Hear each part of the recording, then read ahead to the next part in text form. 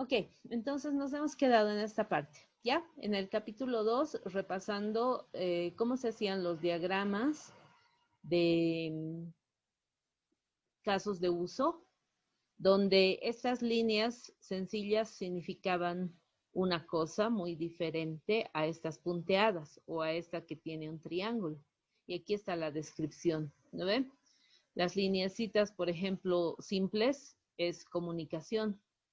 Para conectar un actor con un caso de uso se utiliza una línea sin puntas de flecha.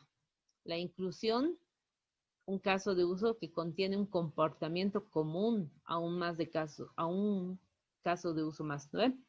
La flecha apunta al caso de uso común. En la extensión, un caso de uso distinto maneja las excepciones del caso de uso básico. La flecha apunta al caso de uso extendido al básico. Y la generalización, una cosa de UML más general que otra cosa. Por ejemplo, esta generalización puede ser de este lado una clase y de este lado un objeto, ¿no ve? Como en el ejemplo de aquí, ¿no ve? Esto puede ser personas, pero puede ser que un estudiante de medio tiempo sea también un estudiante, ¿no ve? Normal, ¿sí? O qué sé yo, este puede ser persona y este sea docente, digamos, dentro de su categoría, ¿no ve? O puede ser persona y haber otro que sea estudiante, ¿no ve? Entonces, esta, por ejemplo, es la generalización, ¿no ve? Este es clase y este es objeto.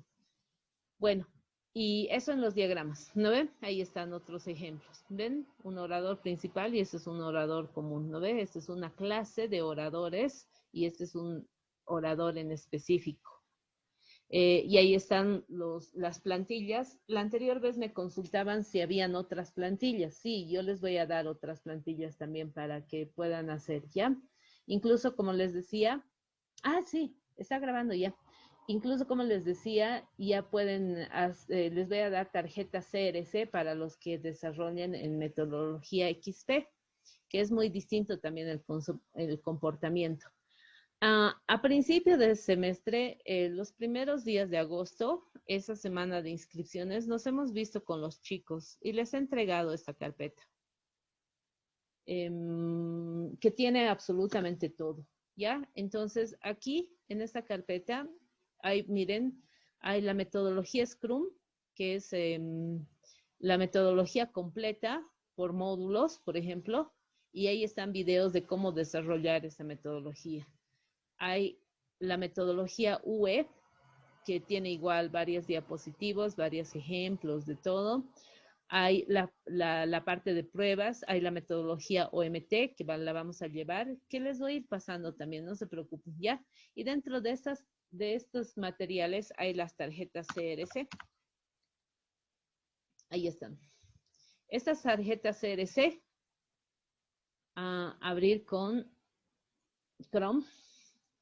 Estas tarjetas CRC se utilizan por ejemplo, en la metodología XP. Como les decía, XP, esa metodología no tiene fase de análisis. De los requerimientos directamente se pasa al diseño. En los requerimientos tiene estas tarjetas donde en la parte superior se pone la clase, aquí las responsabilidades y aquí los colaboradores.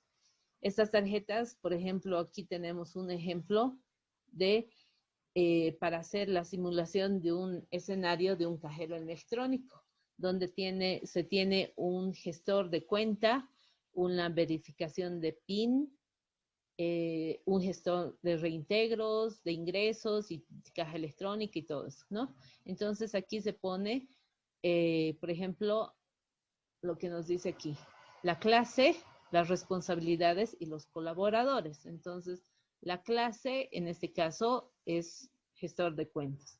Las responsabilidades de este gestor de cuentas es verificar validez, devolver PIN, verificar, ¿no ve? Y los colaboradores, aquí no tiene ningún colaborador.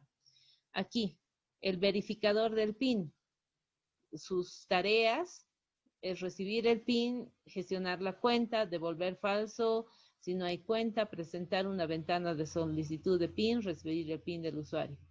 ¿Quién es el que le colabora? El gestor de cuenta, ¿no ve? El gestor de reintegros tiene estas acciones que hacer y estos son los que le colaboran, ¿no ve?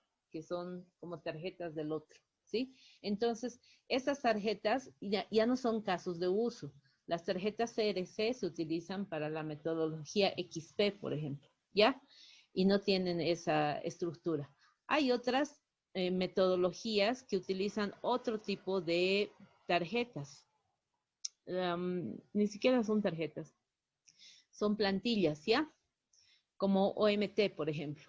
Entonces, esto vamos a ver igual en OMT. Creo que esta es la segunda plantilla de la presentación. Les voy a mostrar cómo utiliza sus plantillas. Incluso tiene leyes para utilizar plantillas, ¿ya?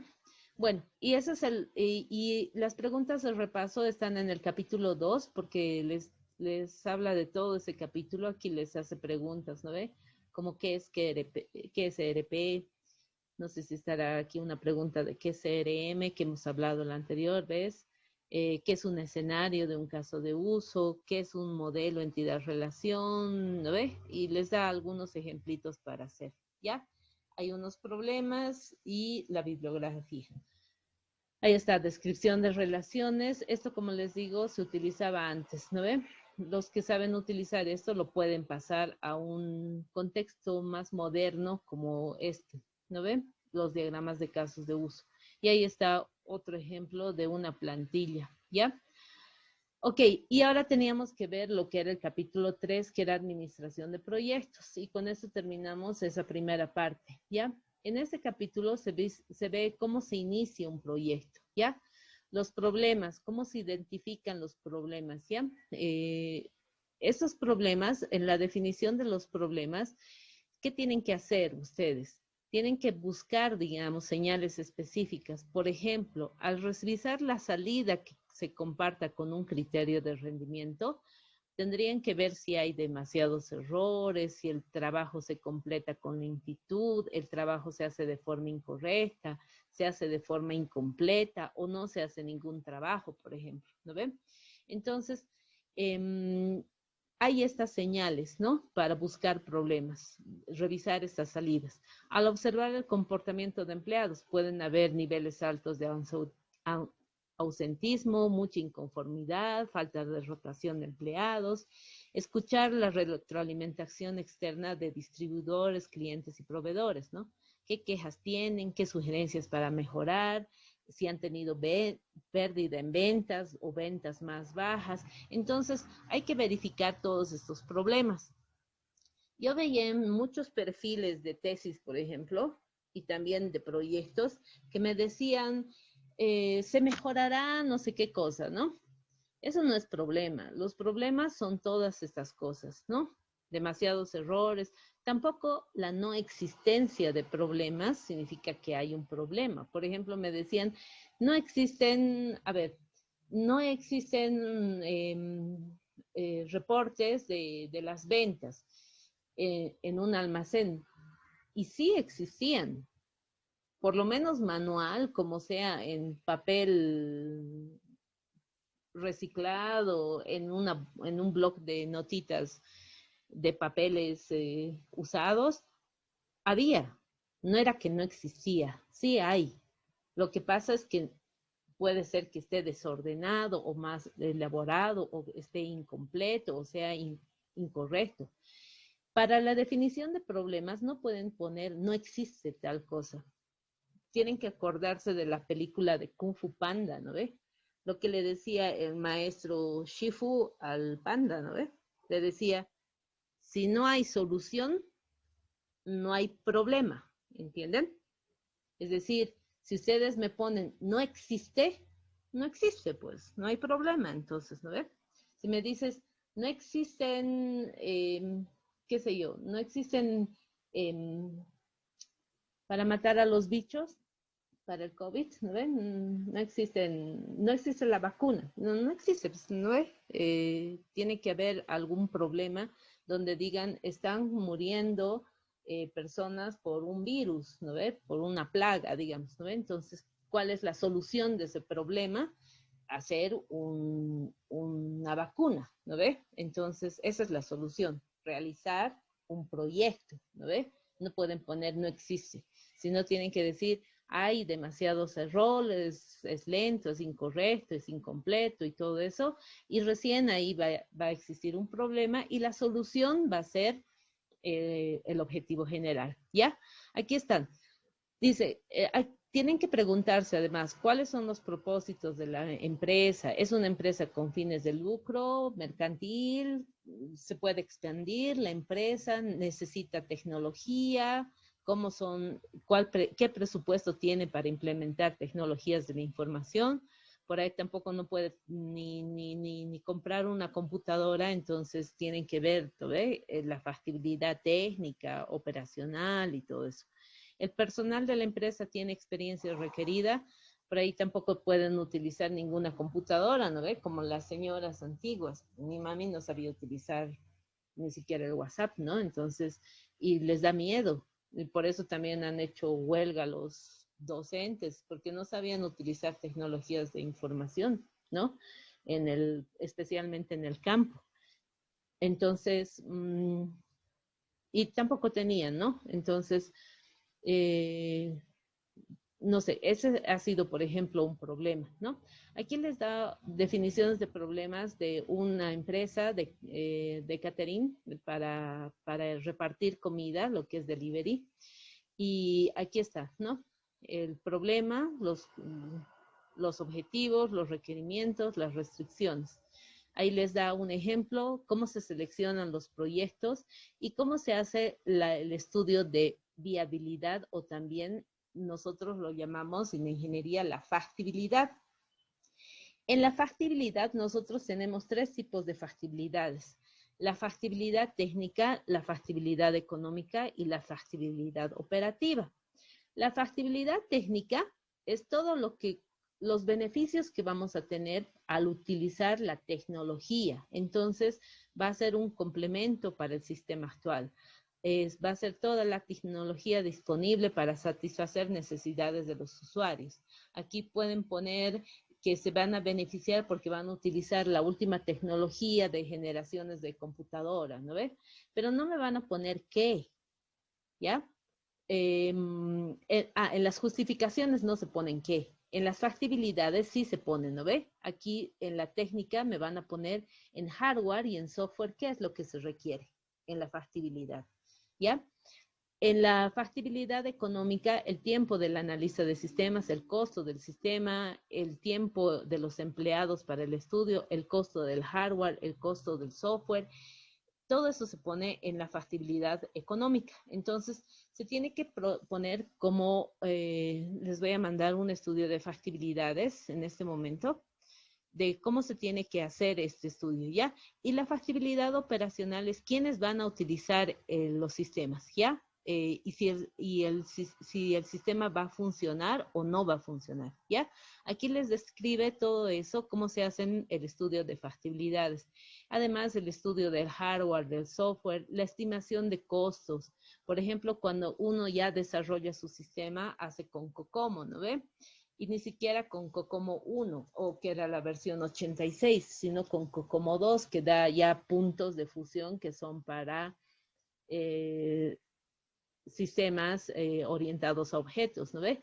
Y ahora ha salido otra nueva, para ver, por ejemplo, otra nueva herramienta para ver costos, ¿ya? Pero eso lo van a llevar en proyectos de tesis de grado, ¿sí?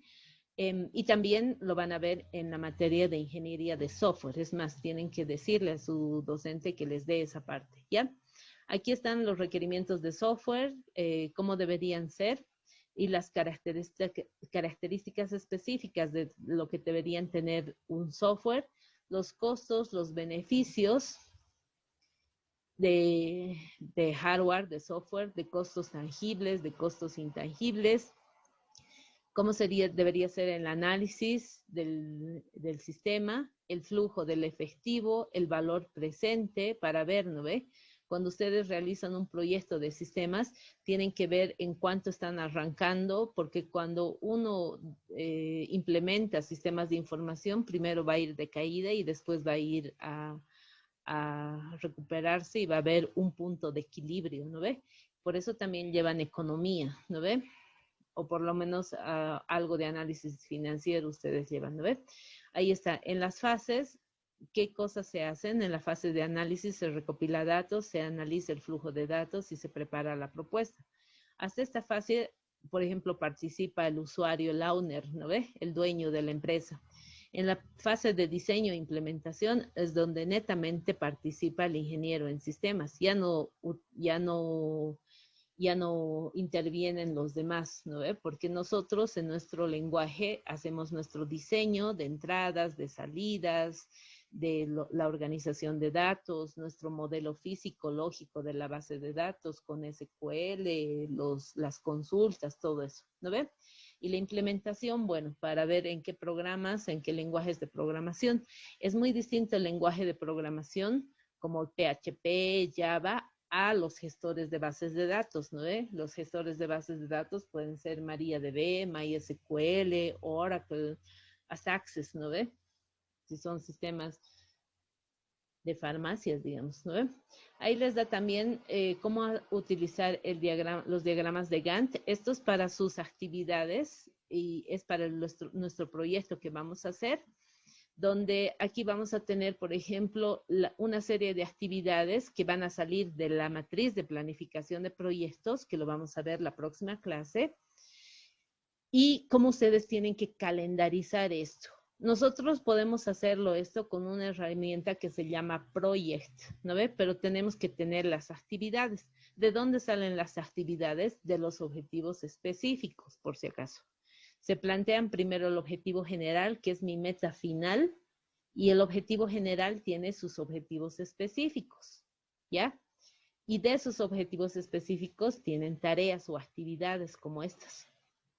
Por ejemplo, mi objetivo general puede ser que yo quiera ir al Illimani, escalar el Illimani para obtener una satisfacción personal, digamos, dentro de mis objetivos específicos, porque mi objetivo general es llegar al Illimani, escalar el Illimani. Mis objetivos específicos serían, por ejemplo, hacer, obviamente, entrenamiento físico para que mis músculos estén en buen estado, ¿no? Para poder escalar. Otro sería comprar todo mi equipo, ¿no? Para también poder escalar. Entonces, dentro de una de las tareas, por ejemplo, para poner buena condición, para obtener buena condición física, serían realizar abdominales, realizar brazos, hacer flexiones, hacer otra cosa. Esas son todas las tareas. A veces me confunden y me ponen realizar eso, ¿no? Entrevistas, hacer cuestionarios, realizar flujo de datos o imprimir reportes. Esas son actividades, no son objetivos específicos. Un objetivo específico tiene varias tareas dentro de ella. Una tarea no tiene subtareas, ¿ya? Más bien esas tareas hay que calendarizarlas, ¿ya? Y eso es lo que van a hacer para mostrar su perfil de proyecto. También les hace recuerdo de lo que son los diagramas PERT. Estos diagramas PERT, por si acaso, es para optimización de rutas, por ejemplo, ¿no ve? Puedo utilizar yo un inicio, cuánto tiempo me toma llegar aquí, cuánto tiempo me toma llegar aquí, y optimizar cuál es el flujo más rápido para poder llegar desde mi entrada hasta mi salida, ¿no ve? Con las acciones que se hacen, ¿sí? Esos son los diagramas PERT y también les hace un recuerdo de eso para administrar un proyecto. Todo esto lo llevan, por ejemplo, también y lo repasan en la materia de investigación operativa, todo lo que es optimización, ¿no ve? Además ahí ven inventarios y todo lo demás, ¿no ve?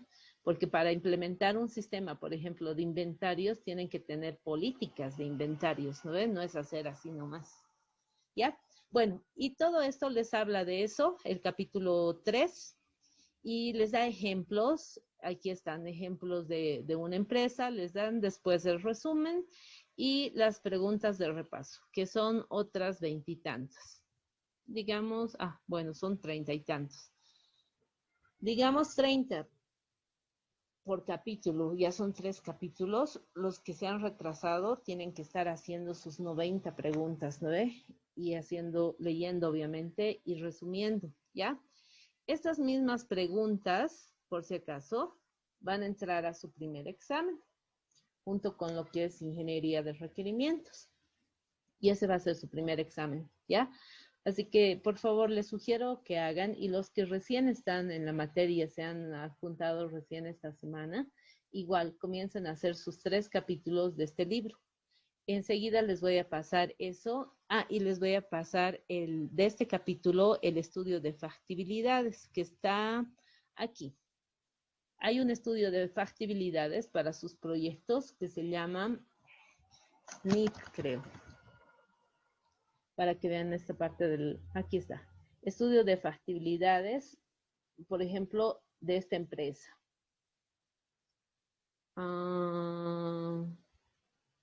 Ok.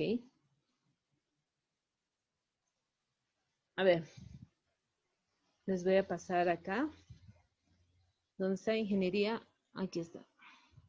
Les voy a pasar este proyecto para que vean cómo se hace la ingeniería de el estudio de factibilidades, ¿ya? Todos tienen, supongo, el libro. También les voy a pasar el libro de Kendall y Kendall enseguida para que vean, ¿ya? Aquí, como hemos visto en el capítulo 3, que les habla del estudio de factibilidades y cómo se hace de esa forma, ¿ya? Aquí es un ejemplo de un proyecto y yo le he sacado este proyecto porque está bien bonito, la parte de estudio de factibilidades. Miren, dice situación de la empresa, justificación, objetivos generales, específicos y ahí, ¿no ven? Entonces, aquí está su introducción de esa persona, la situación actual, la justificación, ¿ven? El presente estudio de factibilidad se realiza para determinar la viabilidad del proyecto, entonces se justifica, ¿no ven? Se está como cuando llegan tarde a su casa y les dicen, ¿dónde estabas? ¿No ven? Entonces, mamá, resulta que yo me estoy justificando de esta forma porque mi proyecto va a ser súper guau, ¿no ven? Y ahí está el objetivo general, controlar los activos fijos, ¿no ve? Todo objetivo general tiene un antecedente, como acá, para, o a fin de, o permitiéndole el conector, entonces, aquí, mejorar alguna cosa. Todo objetivo tiene la forma P, entonces Q, ¿ya? El antecedente, el consecuente. Los objetivos específicos igual, ¿no ve? ¿Para qué? Y cómo yo voy a alcanzar mi objetivo general a través de los objetivos específicos. Aquí están los requerimientos del usuario, requisitos del sistema, y aquí está la factibilidad operativa, y miren, aquí está la factibilidad técnica. En la factibilidad técnica me va a decir qué procesadores voy a utilizar, monitor, teclado, hasta las impresoras, hasta los bolígrafos que van a utilizar, ¿ya? En el software, ¿qué tipo de software? Desde el sistema operativo, los programas, gestores de bases de datos, todo lo que es el software. Entonces se pone en el estudio de factibilidad técnica, la tecnología que va a utilizar tanto en hardware como en software. Para la factibilidad económica tienen que poner cuánto cuesta ese hardware y ese software, el costo, ya en dólares o en bolivianos. Incluso sus costos, ahí está, hasta de papel, de lápices, de llamadas telefónicas, de impresión, de todo se ponen los estudios de factibilidad, ¿ya? Esta persona ha hecho 2 estudios de factibilidades con SQL Server .NET y con otro programa, y después muestra una tabla de las 2 para ver cuánto es el costo que va a tener el sistema, y la persona que va a comprar este software o lo que desarrolle va a decidir y va a decir, Ah, sí, este me conviene porque es más barato. O este me conviene si es un poco más caro, pero es más completo, digamos, ¿no? Entonces tienen que presentar su estudio de factibilidades así de esa forma, ¿ya? Les he pasado al WhatsApp. Ya, chicos, entonces también les voy a pasar al WhatsApp ahorita la metodología SOP para que ustedes vean cómo se hace en ya un inicio de proyecto. Y eso es lo que vamos a hacer la próxima clase, ¿ya? ¿Tienen dudas hasta el momento?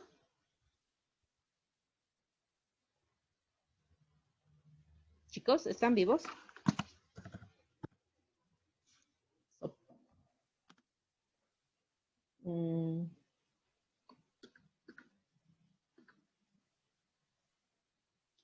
Ejemplos de SOP aplicado. Creo que es este.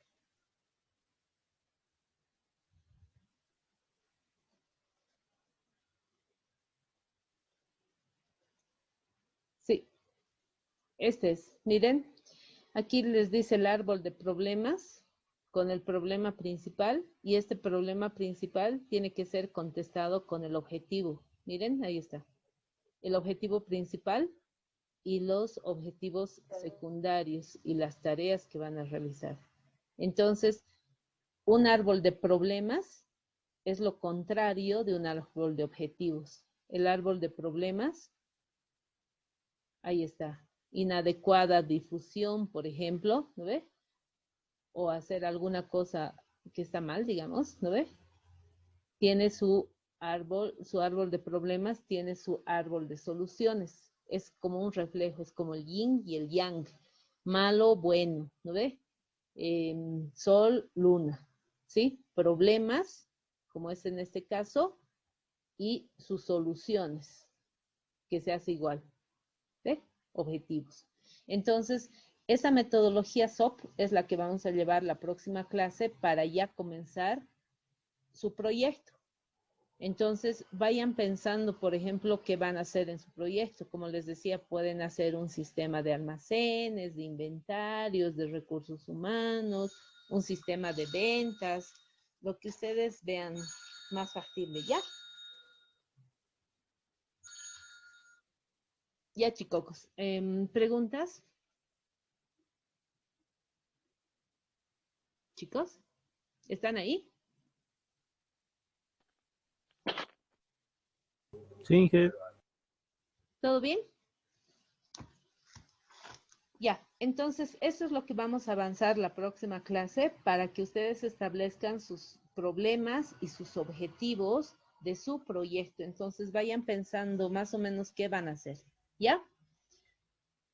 Estos 3 capítulos les va a servir eh, para repasar la primera parte de lo que son los sistemas de información y para que puedan hacer, obviamente, sus sistemas de información, porque la materia se llama Ingeniería de Sistemas 2 y tienen que ya desarrollar sistemas de información completos, no 3 tablas locas con una base de datos simple, ¿ya?